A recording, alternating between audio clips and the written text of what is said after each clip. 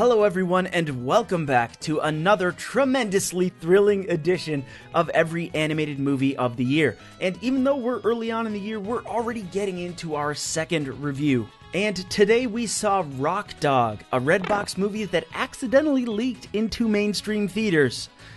Okay, that's not very nice. Let's rewind. Today we saw Rock Dog, the perfect movie for a babysitter to pop in for the kids while she sneaks off to the kitchen to call her boyfriend.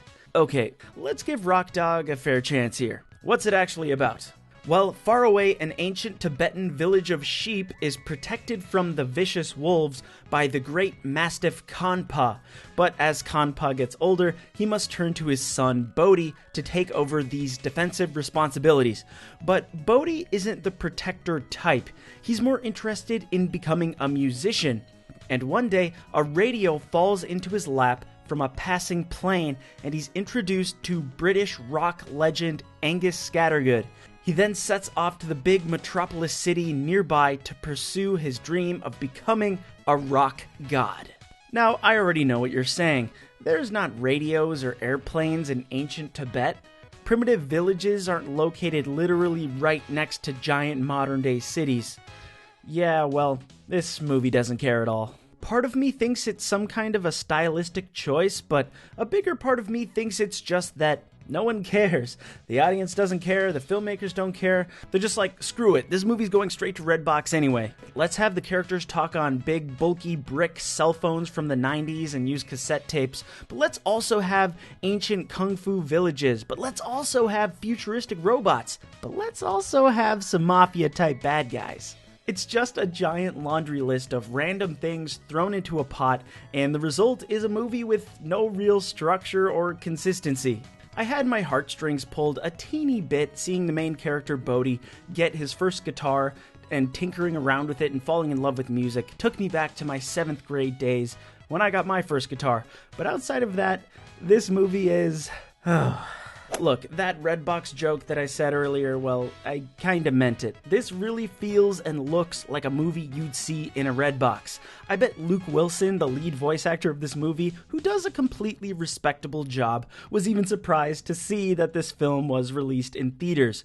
And somehow they got J.K. Simmons to do a voice. Where does he find the time between being an Oscar winner and the voice of the Peanut M&M? That's actually true. Animation-wise, it's got a very similar look to Norm of the North, and it's got a significantly lower budget from the tentpole studio, so that is just fine. But that doesn't mean the story has to be... Now I've got to say this one is much better than Norm of the North. The plot, once he gets to the city, is at least coherent.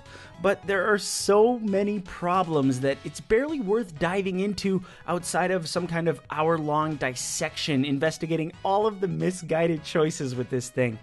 One point of redemption, this movie is very short, another classic Redboxism, so I didn't end up wishing for too much of my life back, but by the time I said to myself, okay, it looks like we're maybe finally getting to know the characters, the movie was over. So let's throw to the list where Rock Dog is coming in right below Lego Batman, and I'm betting that these two films will find plenty of separation between themselves when all is said and done.